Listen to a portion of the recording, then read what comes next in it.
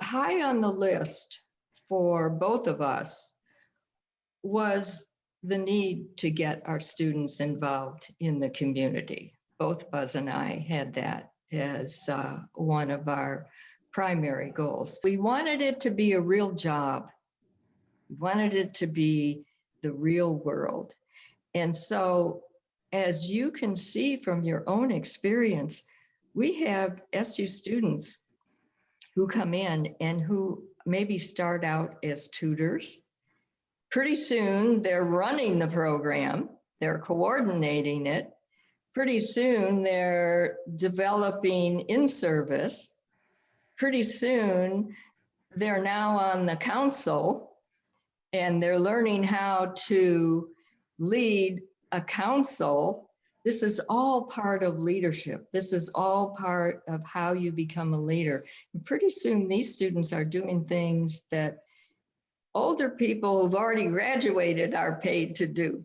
I mean, so what they have when they go out into the world is this incredible experience. So the leadership program was really an underlying concept to everything, because we were going to pay students to run the center, which they do. Hello, my name is Melissa. My name is Derek Wallace. So my name is Megan Harkins. My name is Mark Hebert. I'm Lisa Prefontaine. My name is Rachel Vicenti.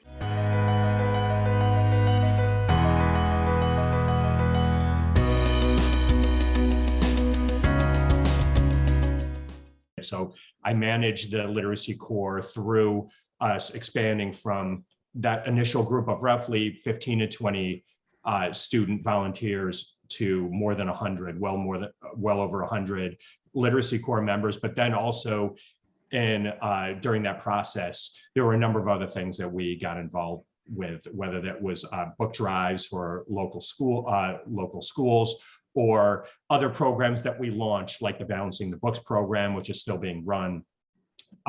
So there were anything as it pertained to service learning, offering opportunities for students at Syracuse to enrich their education by being involved with the community, as well as things that were obviously to the benefit of the community. We were involved in a number of different things. And sort of parallel to that, Pam always supported a program that I was running at the time called the Shooting for A's program. My experience with engineering ambassadors actually started out as a volunteer. So I volunteered with the program my very first semester at SU. I had actually worked with the students back in high school in after school programs, and I really wanted to continue that type of work. So I first joined the program as a volunteer. Then I became a site coordinator for one of the middle schools involved in the program. And 2 years after that, if I'm not mistaken, I actually became the overall program manager for engineering ambassadors. But I particularly I personally think it was the best literacy core site to be at, called Reformed Church. And it was a church that essentially was an after-school site that would host mostly recent refugees from the Syracuse area, and have an after-school program where they were doing more of like an extension activities and things like that. And I loved it because I was able to learn that Syracuse has a large refugee population, because they're one of the places in the United States that accepts refugees. I would work, by myself at first, and then we had 20 to 25 drivers basically. So I was in charge of all the logistics and scheduling and the formatting, and making sure that all of our learning tutors were getting to the right schools on time, promptly, and honestly, really safely as well. So safety was a big thing. And then, also being in charge of all the vehicles. So that included, whether it be gas maintenance, logistics, or buying new vehicles. When I was there, we actually bought 3 new vehicles. So in the process of figuring out how to buy those and whatnot. But on a day-to-day basis, there was a lot of logistics and a lot of, really working with day-to-day cancellations, if you will. A lot of students would either, last minute I'm sick, or last minute I have a final, or whatever it was. And you kind of had to make sure that the students that we were taking care of in the city still had their still had their care. So Cooks and Cooks was in Syracuse City Public Schools for their third graders at the time. So I was in the classrooms teaching about nutrition and the culture lesson as well. And then I also did Cooking on the Hillside was where I started. So that was an after school program for high schoolers, really teaching them how to cook and cook on a budget and giving them a space to be afterwards. And you said, we've got a job for you. How would you like to be one of our leadership interns? And from there, I did a lot more work with the volunteer intake information process. So brokering information for interested students who showed up to SU saying, yeah, I'd like to go volunteer. How do I do that? How do I do that safely? How do I know where to go? How do I get there? And that's a lot of what I would help support.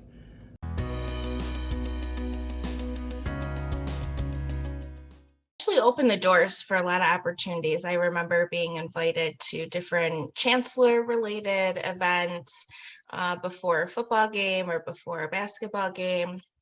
I was in the marching band already, so I was pretty active on campus. But it was really nice to just sort of have these ins a little bit, with different events and things. But the biggest thing, the funnest thing I remember too was just training people on how to drive. I don't know if you guys still have the 15 passenger vans to take students around to their volunteer placements with. And one day, the security team, the campus security, had called us because Reverend Jesse Jackson was in town. And I knew the head of security at that time. And so I just asked if I could come along. And he actually let me drive one of the vans to meet Reverend Jackson and his people that had come with him. And then we had a nice fancy car for him to ride in, but he actually refused. And so he rode in the van with me driving. So if I hadn't worked there, there would have been no opportunity for me to actually meet, such an icon and have a great discussion actually with him on race relations on college campuses.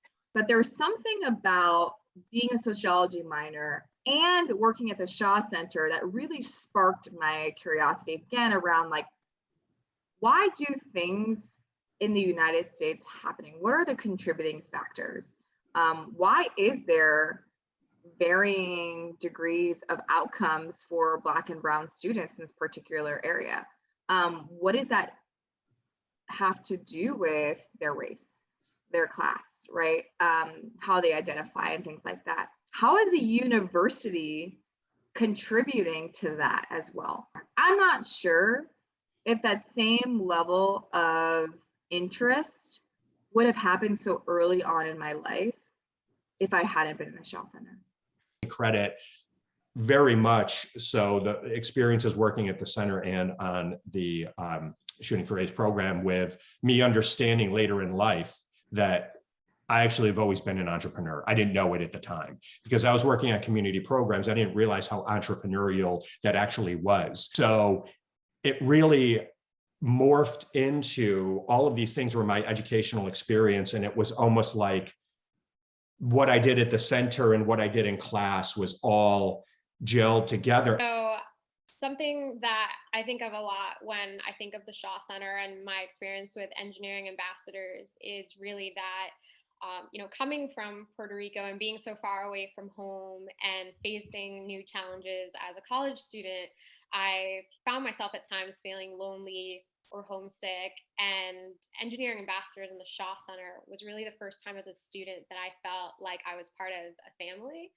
And had it not been for the support system that I really developed, at the Shaw Center during my time there, I don't think I would have been able to overcome the challenges that I faced as a student as well as I did.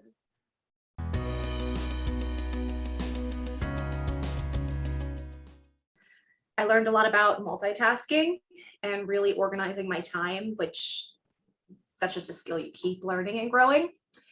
Nutrition-wise, I learned about building lesson plans more so than any of my nutrition classes. Don't tell my nutrition professors that, but I learned more about building lesson plans through the Shaw Center than any of my classes And I use that now. I teach group classes for adults. So I use those skills all the time. So some of the skills you really do learn are managerial skills and the technical skills, obviously, doing all the Excel and whatnot then. But if you use those and you kind of combine them into your work life down the road, it was definitely helpful right away. When I stepped foot on Wall Street, I think I had some skills that others were still a year or two behind with. When you're in college, you want to save the world sometimes, and you're like, oh, well, this is a great idea. It's just going to happen. And you realize there are a lot of great ideas that don't happen. And it's because there are real obstacles to those things taking place, and understanding what those things were, but then working through those obstacles to get at least some version of what we wanted to do done. That is something that my brain thinks that way every day today.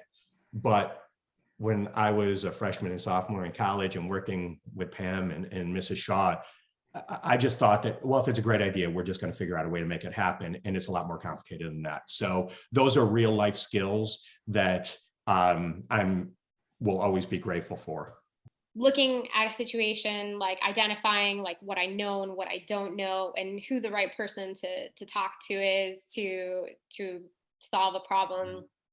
And for example, when I was working at the Shaw Center as part of the Engineering Ambassadors program, we would actually present to the president of the company that provides part of the funding for the program on a yearly basis. So our team would put together an annual report with all sorts of metrics on things that we accomplished during the year as part of the program. And we would actually sit down with the president of the company and some of his colleagues to present that report. And the Shaw Center staff really put the students on the front lines. The Shaw Center staff didn't present our report. We presented our report. And specifically on two major areas. One, leadership skill building, and two, advocacy in general. I really felt like the work that Pam was doing in the community around literacy, the fact that she had a platform and that was her thing. And that's the thing that really drove her to just advocate around. And I took that to heart, and I really use a lot of my leadership skills. I think that it gave me the confidence to just go out there and put myself out there, engage with folks differently, public speak in a different way. I do a lot of consultation now. I do a lot of presentations. My advocacy is for teenage suicide prevention. And I picked that, and ever since the Netflix show 13 Reasons Why came out, we put a coalition together in the Buffalo, New York area, and we go around to different high schools and we speak on the topic, and we talk to parents and teens about warning signs for suicide and how to have the conversation.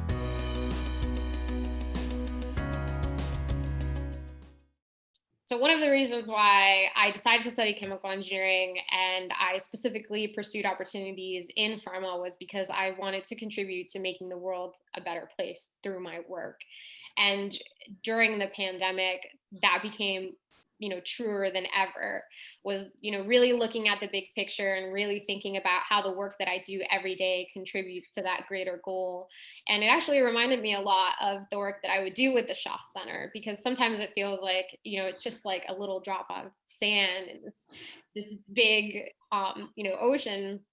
But to know that that small drop of sand still made an impact, still contributed to, bringing a vaccine to the world to address this pandemic, that was really meaningful for me and definitely gave me some renewed motivation, to get up and get to work every day.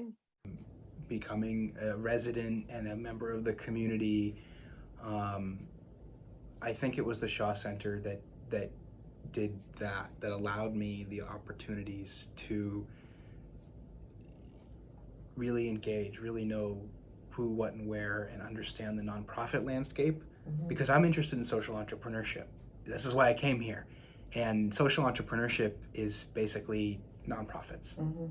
It can be other things, and it's cool when it's, a B Corp, or I don't know, when you've got a company that has a partial social mission Mhm. tied into it. That's cool too. But for the most part, nonprofits are everywhere, and that's really Mhm. what I've done a lot of, and I still do. I'm a nonprofit chair right now. I decided to pursue my work as an educator, and I did that work for 8 years.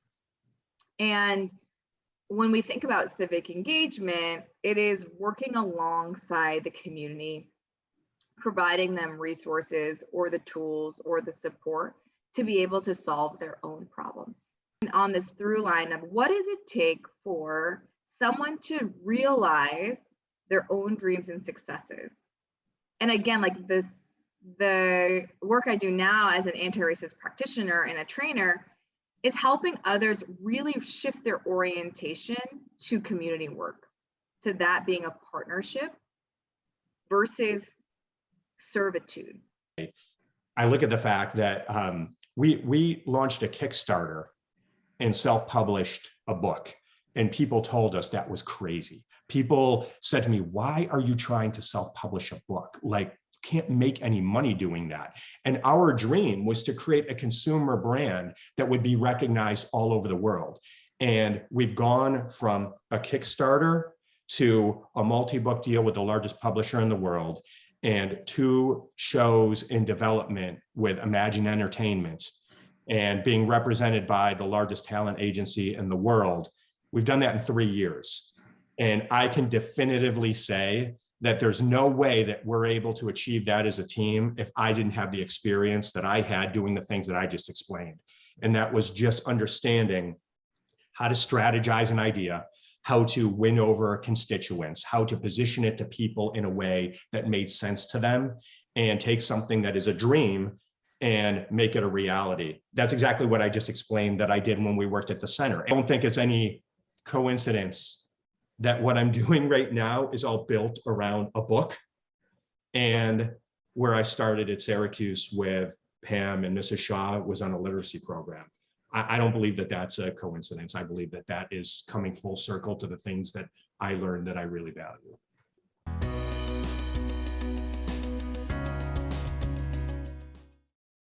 One of the things that I appreciate about like how I orient to the world is like staying curious, like asking yourselves big questions and getting like curious as to understanding why it's happening has been probably the most influential part of my career. Is I'm always like, why is this happening? I want to know more. Like, what's the type of research? Who are the type of people I want to ask and things like that. And so I think it has led to a lot of my success. So staying curious is really important. And be open-minded as to what's available, because you never know what you're going to like, and giving back in any way is always rewarding. So there's always good experiences to be taken from, even if it's not directly aligned with what you were expecting. Is to really think about what you're passionate about and turn that passion into, contributing to the community. So for me, I've always been passionate about the STEM fields. I've always been passionate about science, technology, engineering, and math. And I've always been passionate about helping others. So when I came across the opportunity to join Engineering Ambassadors, I jumped on it because it was really easy for me to take the time to devote that time to being a part of the program, because I was doing something that I loved, and I got so much more out of it than what I put into. And I think a lot of times when people think about community service, like they look at it as like sacrificing time to give to others, but I felt like I got so much more back from it. I just think there's something that's really important to be said about making sure that you don't leave the university alone. So, you want to, some people would say, hey, your parents are here to make your lives better. In every generation, you try to make the next generation better. Well, I still think that doesn't just go for parents and their kids. That also goes for alumni to students. So I think that's really just important for our alumni to really make sure that we're doing what we can to help the next generation of SU students be better, so that honestly, so that in turn they can do the same for the generations down. It really just helps envelop who we are as a university. I became acquainted with university leadership that I learned to connect with and did connect with through the Shaw Center, and how I learned how big organizations work and how nonprofits work and how sometimes there's hard decisions to be made, even in the line of public service. And, you know, sometimes you just have to say, sorry, we can't help. But I still believe that even if you have to turn someone away, there should be an opportunity to say, I can't do what you want me to do, but I can send you away with something. So for the students, I would say, just keep doing what you're doing. Work to make it better. Work to make the lives of people you interact with better. And that will all come back to what you're doing in the center. And then it will go with you as you go out into your lives. And then come back as alumni, because we want you to come back and continue to help us improve.